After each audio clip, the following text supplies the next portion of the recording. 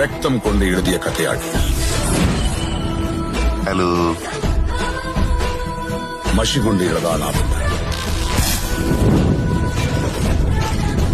ഒരു കാറ്റ് കൊടുങ്കാറ്റാകുമെന്നും ആ കൊടുങ്കാറ്റ് വൻ ചുഴലിക്കാറ്റാകുമെന്നും കേട്ടിട്ടുണ്ട്.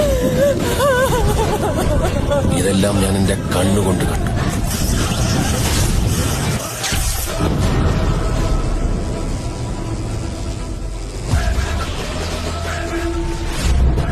ഈ ചുഴലിക്കാറ്റ് എങ്ങോട്ട് വീശുമെന്നോ എന്തൊക്കെ ഇല്ലാതാക്കുമെന്നോ ആർക്കും അറിയില്ല.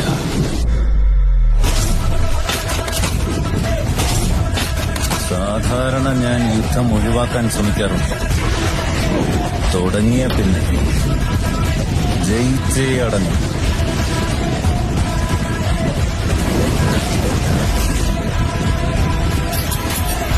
കൂട്ടത്തോട് പറഞ്ഞേരെ മറ്റേ വീട് കാട് കയറി